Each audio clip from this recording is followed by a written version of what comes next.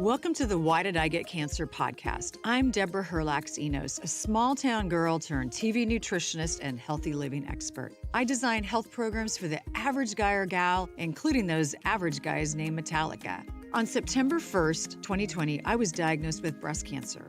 I asked every oncologist the same question, why did I get cancer? But none of my doctors had good answers for me. I wanted answers, and that's why I started this podcast. I want to help you to lower your cancer risk and provide self-care tips for those in the battle. I'm getting answers, and I want to share them with you. What did I take away from today's episode? That mold can be extremely toxic. That's something I just didn't know. Bridgit explained to me that there are some types of mold that are so toxic that they're actually used in chemical warfare. Listen to today's episode to learn more about mold and its impact on your health. Okay, so today's guest, I never thought I'd be talking to a mold expert. I never thought I'd be one. Bridgit, here we are. Yeah, here we both are. Oh my gosh, it's crazy how life just takes you in different directions. Bridgit Danner is a functional health coach and a specialist in mold detox. And the reason we're talking is I had cancer 2 years ago, and then a year ago, we had a flood in our office. I've never thought about mold before. And now, of course, I'm more careful with everything. So I'm concerned about mold in my office and going back in there. And can this harm me? Yeah, it's a great question to ask. I mean, frankly, we're all going to come into contact with indoor water damage in our lifetimes, probably multiple times. It's just the way life works. And we're having more extreme weather now. And, sometimes we're just not maintaining buildings. So yeah, it's definitely a health hazard. It's not just a new health hazard. Like even in the Bible, there's references to like mold and fungus actually. So it's been around. So now with like modern construction, that gets a lot of the blame for how mold can kind of flourish, especially kind of quietly behind a wall. But yeah, it's been around for a while. I think a lot of people think mold in nature, like if you're walking through the woods, there's going to be moss and mold and decay, and that's all normal. But in a home environment, it's different. We're there a lot of the time, and you don't want a mold colony like growing behind the walls or under the floorboard because it's just creating like a stress on your body you don't know about. So, we can all handle a certain amount of stress, and there could be times where we have little bits of, high humidity or mold or something that our body is handling. But there can also be times where the load is just too high or our health history is such that it just tips us over the edge, right? Yeah, I can see that happening. And so are you saying then that we're experiencing more molds today than maybe a couple hundred years ago? It's a great question because I have some clients, say in Europe, who are in these older homes made of stone. They're probably 200-year-old or more, maybe 500 years old. I don't know.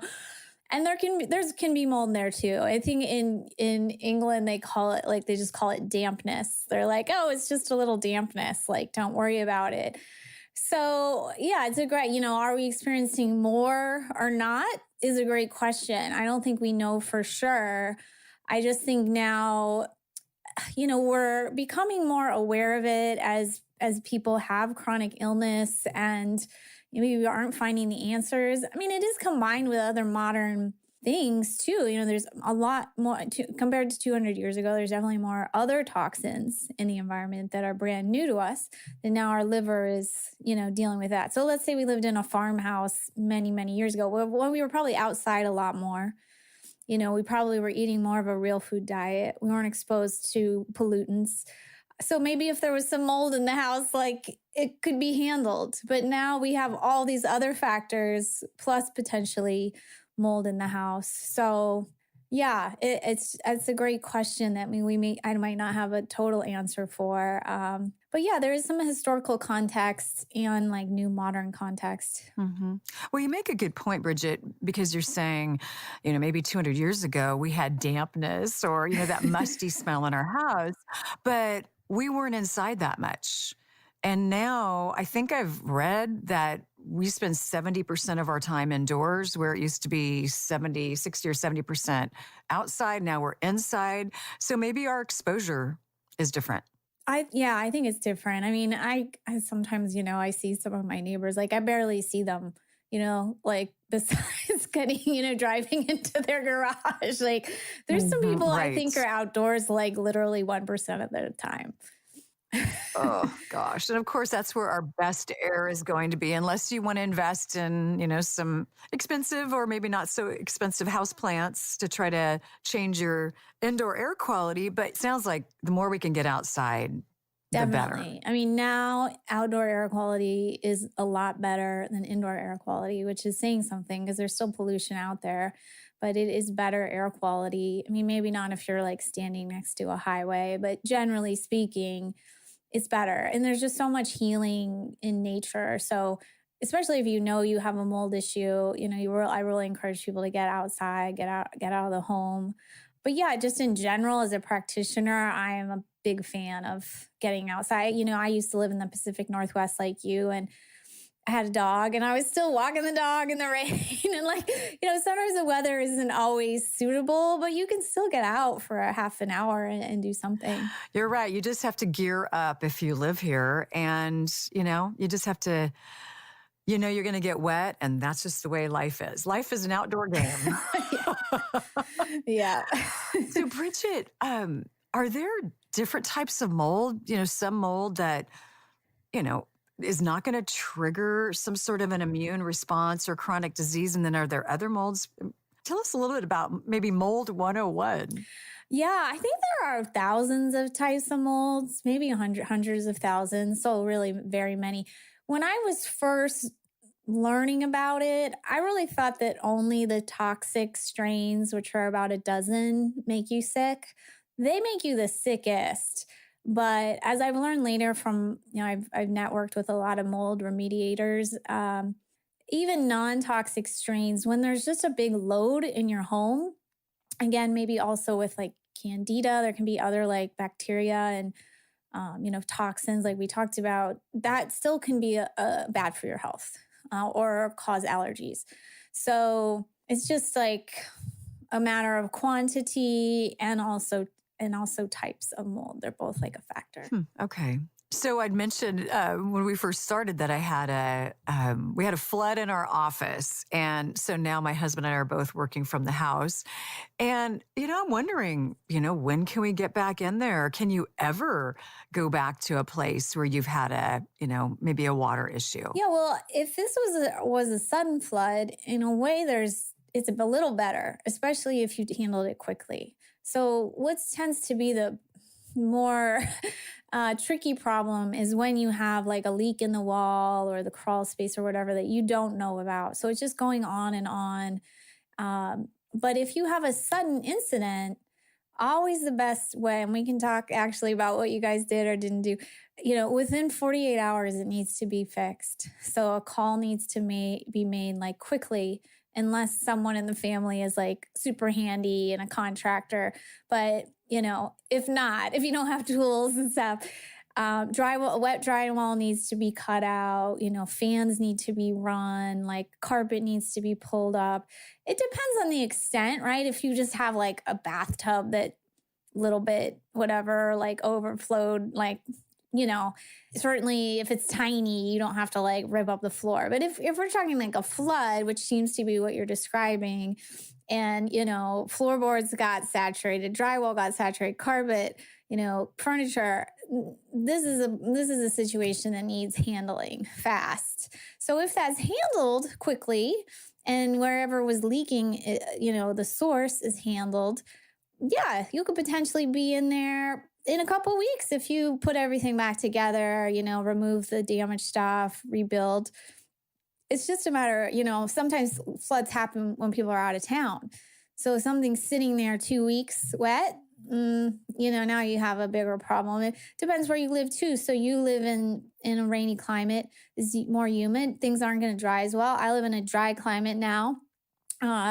Things dry well. I actually had a roof leak on and off this summer, and it came in like through the house, 2 layers of the house. I was like, oh my God.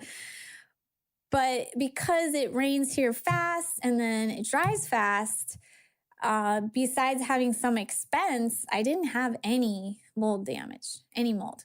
So yeah, different factors. Yeah, depending where you live. Wow, that's amazing. So depending on where you live.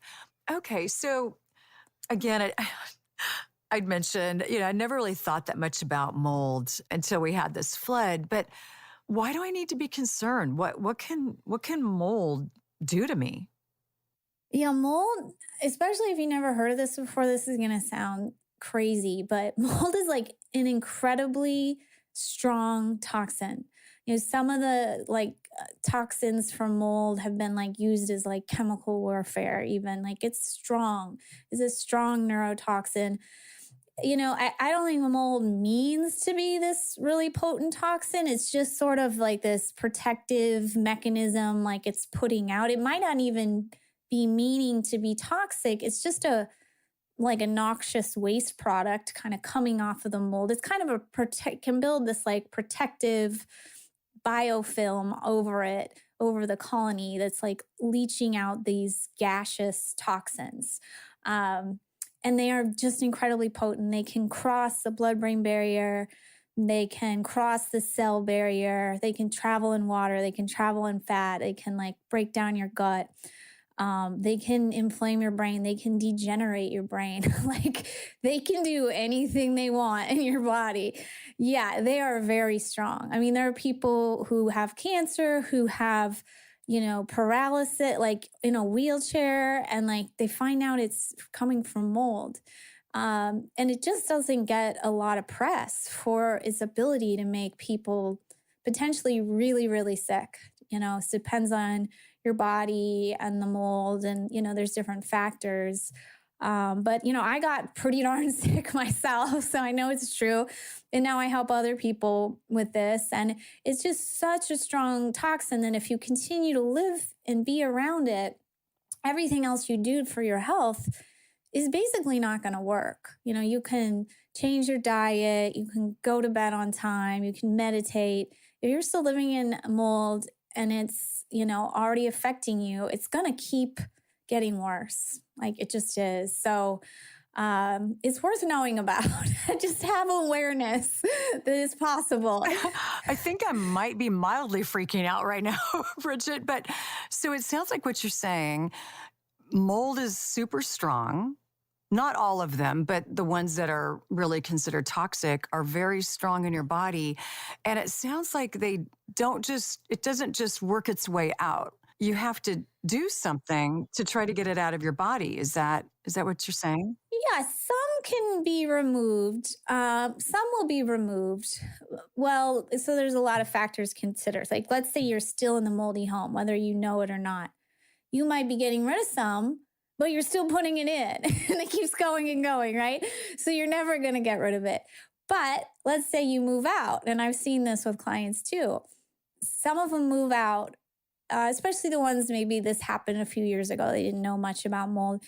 They move out and they're still not feeling good a few years later. And we test and the mold is still in them, the mold toxins. So why is that? Because one reason is our body recycles bile. So bile holds toxins. It's supposed to be pooped out, like fat-soluble toxins, but it's possible they can be recycled back in.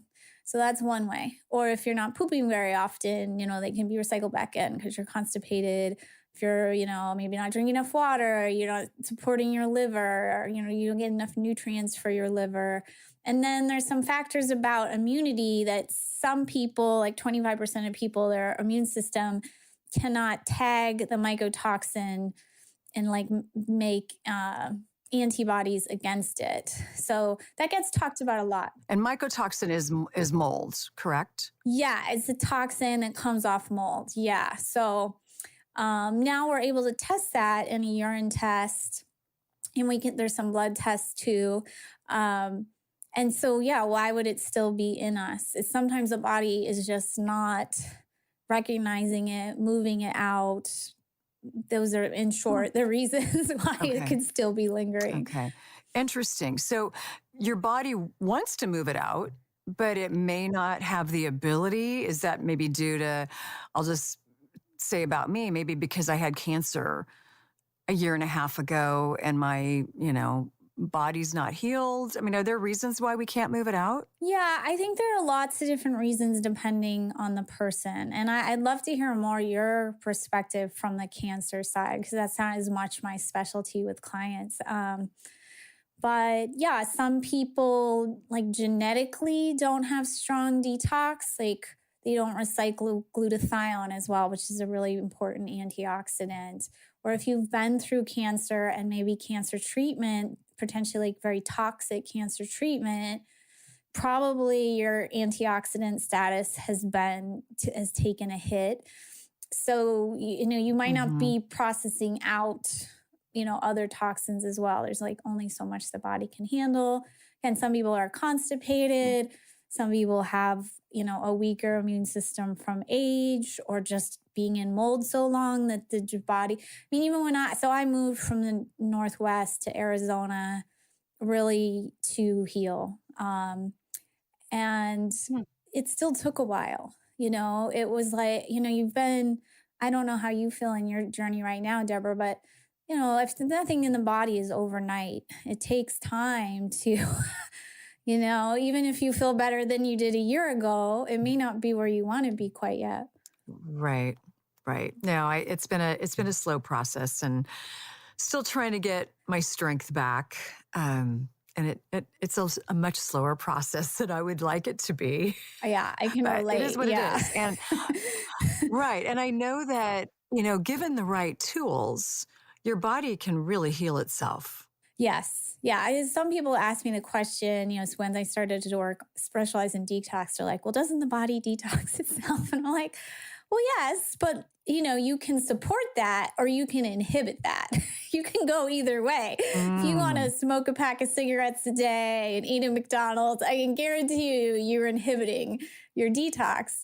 But right. if you get fresh air, you exercise, you eat real food, you have good relationships, I Hmm. also guarantee you are benefiting your detox processes. So, it's Hmm. sort of the body's the tool, and how well do we support that tool?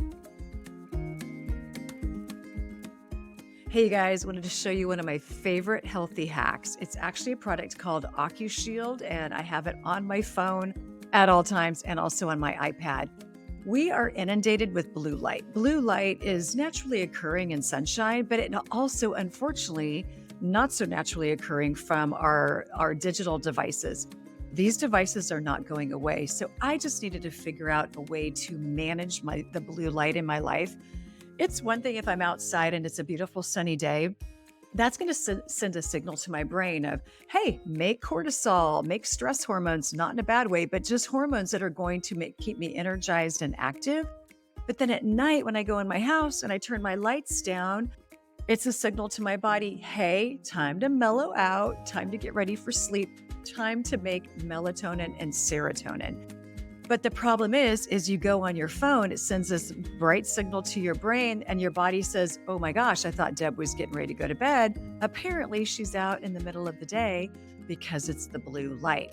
So, again, I discovered this product, AccuShield, a couple of years ago. What I like about it is it knocks the blue light down. It was created by optometrists, which is also, I think, really a key point. But what it does is it knocks the blue light down without making my screen dark or discolored. I know there's a lot of apps, and I even use that sometimes where it turns the color on my screen to dark, but then I can't see anything on my screen. So again, I'm a big fan. If you use the code Deborah15, you can get 15% off your first purchase. I give these away to friends. I've got it on my husband's phone and iPad, and honestly, I can really tell a difference, and I love it. Hope you enjoy it.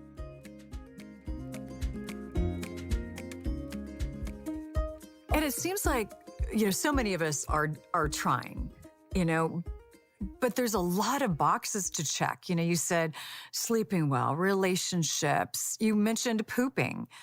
Is that one of our number one ways to detox mycotoxin, which is the mold toxin? Is that one of the best ways to get it out? Yeah, and I mentioned that one kind of the most because it is a common constipation is a common problem in America. It Um, really is. yeah, so most of us are urinating and breathing, and maybe Hopefully, yes. sweating. But pooping, it's like, well, how often are you pooping? Really, it should Mhm, be, even more than once a day. Like if you have a dog or a cat, they go more than once a day.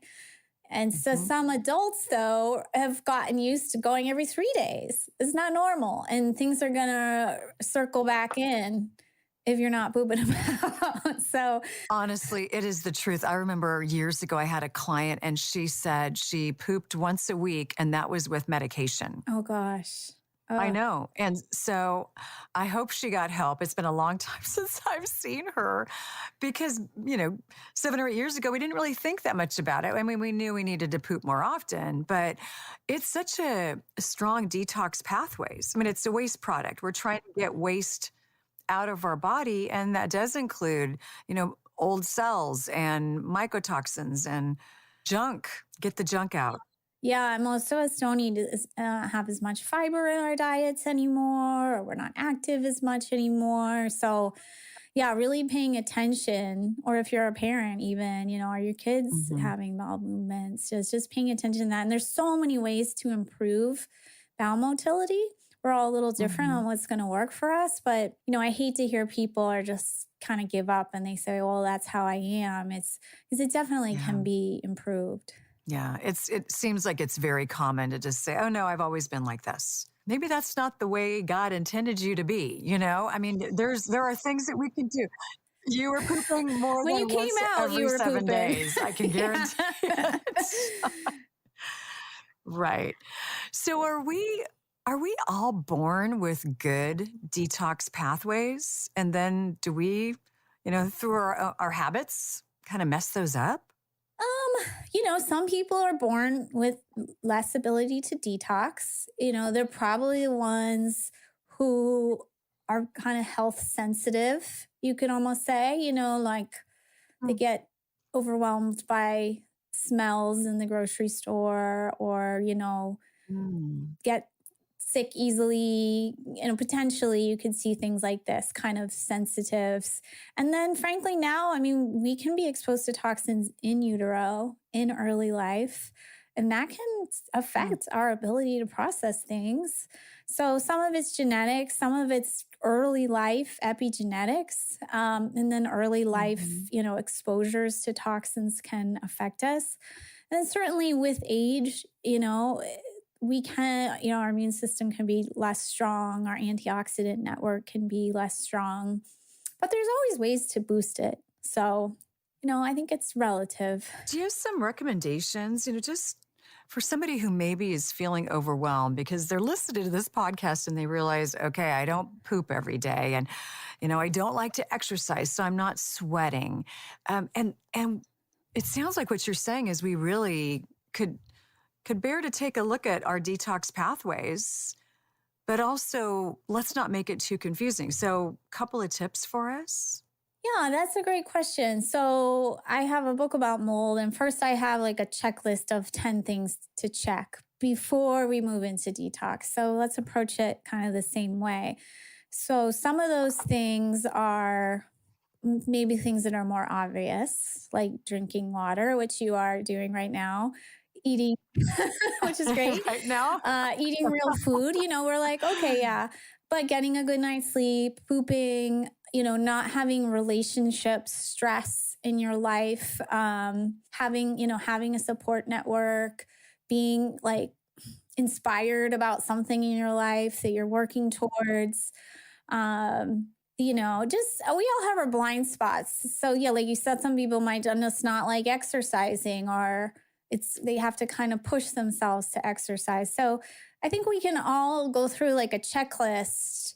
Okay, what are some areas that maybe I could be just in a basic sense, like getting more hours of sleep, doing things for self care and rest and, fun. I remember when I was a young mom, it's like, how much time did I have to just have fun and like do things for myself and be with other women. Like Right. none. Not too much. Yeah, so it Yeah. Yeah. changes in different, times of your life. But I think we can all like think about one or two things like, okay, I could be cooking more, I could be seeing friends more, whatever it is. And then you can move into detox because if you skip some of those basics, it's probably similar for cancer, I would assume. Like we can get all fancy with, certain supplements or whatever. But like if meanwhile you're in a horrible relationship at home and that's just beating you down every day, how is a fancy supplement really gonna move the needle? So, Yeah. Well said. Yeah, I think sometimes we just, human nature, right? We look for the easy. And sometimes the easiest way to go is, okay, I'm going to increase my vitamin C. And it's winter, I'm going to increase my vitamin D. And we spend an insane amount of money on supplements, but yet we watch the news until true. midnight. And, then we are churning and burning all night and not getting a good night's sleep and maybe sleeping with our cell phone and it's not on airplane That's a mode. great point. Yeah. And we can all be tempted to do that in modern culture. But I Mhm. like that you mentioned those two supplements are actually very affordable. So if you are going to take supplements, those are a great place to start. Fantastic. Those are a great place to start, yes. And hard to get enough vitamin D when you live in the Pacific Northwest in the winter. Yeah. Yeah. Those two. I mean, that's Yeah. another thing I harp on. Actually, in my top 10 is take your foundational supplements because I see clients Mhm. come to me and they're like taking all this expensive, fancy, stuff. Mhm. And I'm like, where are just your B vitamins? Oh, I don't take those. They're so cheap. Right. They're very important for your liver, like very important for your Mhm. hormones. So before you get fancy, just use like Deborah mentioned, vitamin C, vitamin D. Like your body needs all those basic ingredients. That's how we've That's right. identified them as being important. Mhm. So take those first. Right. And I think too, I mean, I had a client one time and I was giving a speech and she came up to me after and she said, "Hey, I wanted to talk to you about my supplements." And I said, "Oh, great. Ask me anything." And she said, "Well, I'm taking 38 supplements a day." And I said, "Oh my gosh." Wow, I'm so sorry. I didn't realize you were so ill. And she said, "Oh, I'm not ill. I just watch Dr. Oz every day." And I said, "Okay, I know he's into supplements." And, it's great to take supplements. I'm not poo pooing supplements, but I'm just saying if you're going to take it, know why you're taking it. Get some good advice, hire an expert.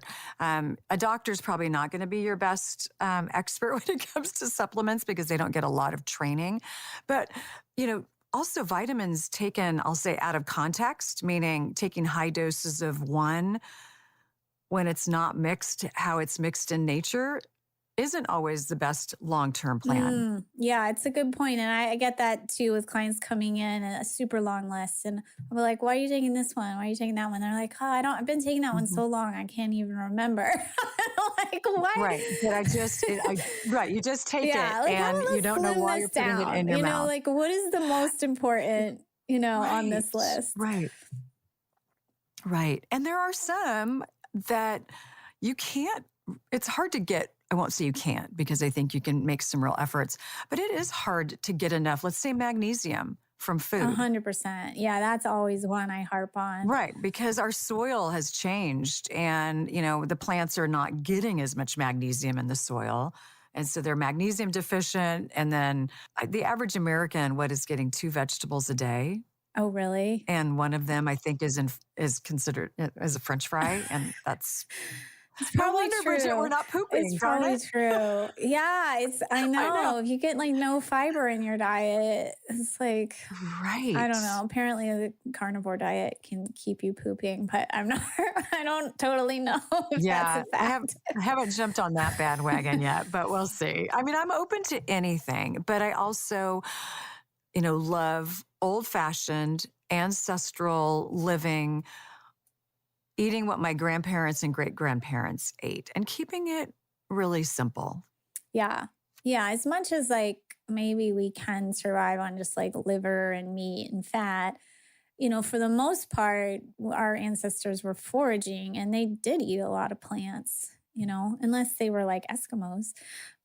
So, yeah, I think there's a lot of benefit. And I'm way into antioxidants, and a lot of those are the colorful fruits and vegetables. So, just as simple as saying, like, maybe if you're getting two vegetables, increase it to five and try to get them to be five different colors. That's a fantastic thing to do. Also simple. Yeah, really. And that's a really great and simple start because I think we've talked about a lot today. And I think mold can be a little bit overwhelming.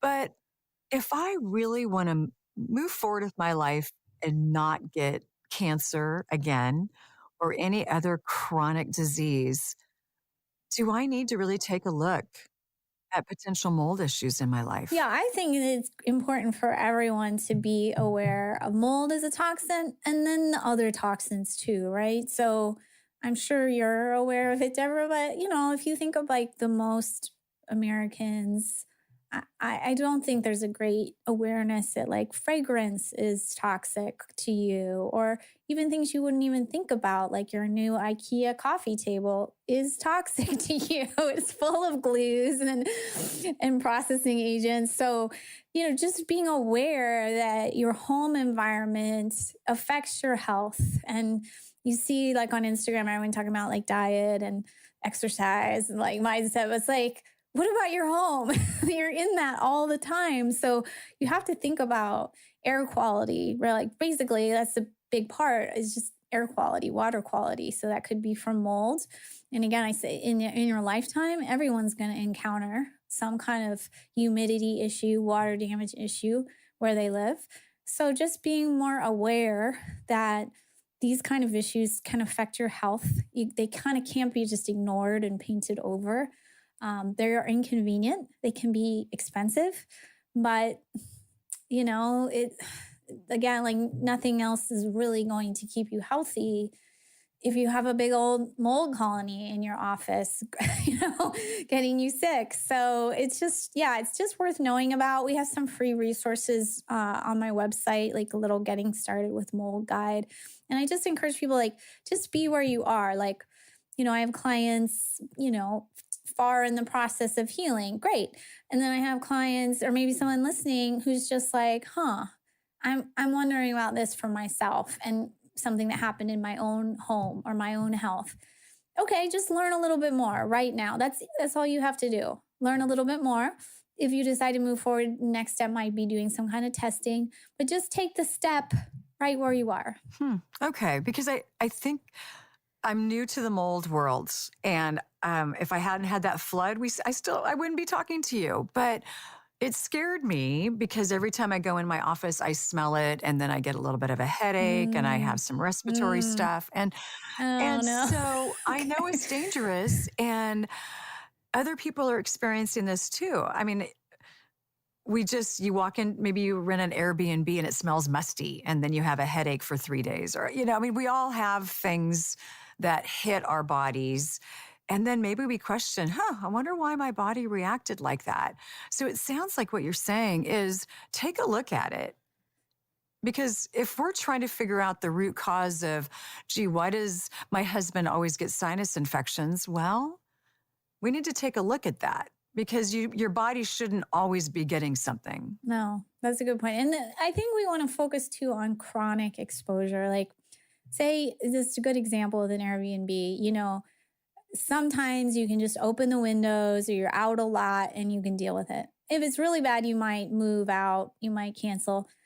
But overall, that's a short-term experience. Whereas your office or your home, your workplace, your car, your RV, these are long-term exposures. These are chronic exposures, and that's going to affect you a lot more. So as much it is an issue with traveling and mold or toxin exposure, is more of an issue in the home. And again, it's easier to think about the one that's temporary than the one that's in your own, den.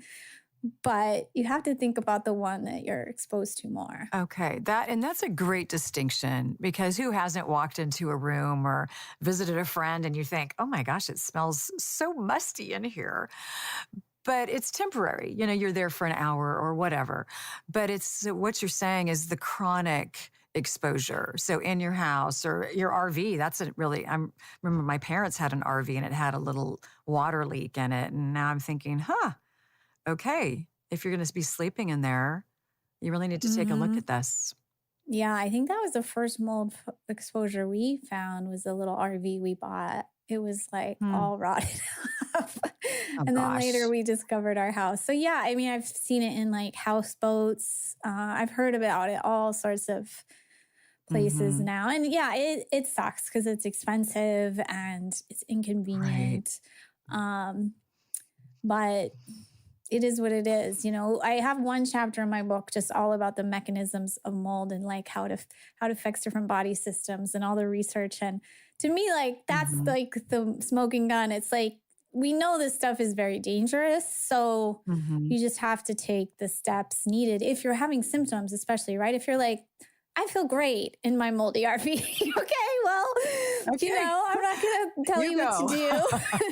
I Right. mean, you might Right. eventually get cancer, but if you have symptoms, that's mostly who I'm focusing on. It's like if you're like, I'm always Hmm. having sinus infections, my brain isn't working like it used to. I gained 50 pounds, I don't know why. All these things could be Okay. mold. So interesting. And so you mentioned some resources. I'd love to tag those in the show notes.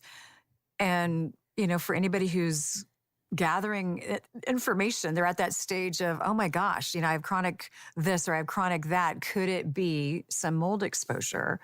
And so it sounds like we can tag you in that and get more information out. Yeah, that'd be great. So my main website's just my name, Mhm. bridgitdanner.com. And we have like a freebies tab with some free ebooks. We have a pretty extensive blog. I have several YouTube interviews about mold. So, whatever route Mhm. you want to take, you can find something. And then I have a book that came out on Amazon this year, and it's an audio book too. So Oh, it's very great. easy.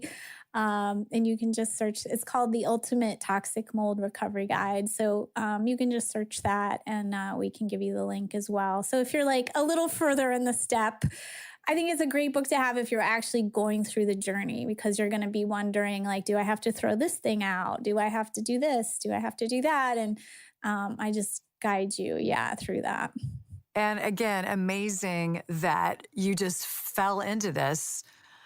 You fell into it because you were sick. And honestly, we make the best teachers, don't we? Because we teach because we've been through it. And just thank you so much for sharing your journey and your wisdom with everyone today. Oh, likewise. I love to speak about it. And I hope that you figure it out with your office. Sounds like Thank you so you're, much. I'll keep you posted. I know how It's it, not looking good. oh no, just burn it down. Oh, That might well. be the Oh, answer. gosh. Crazy, crazy times. But, the world's a little crazy these days, isn't That's it? true, right? I don't know. It kind of makes you Yes. feel like, okay, my life is crazy, but so is everybody else's.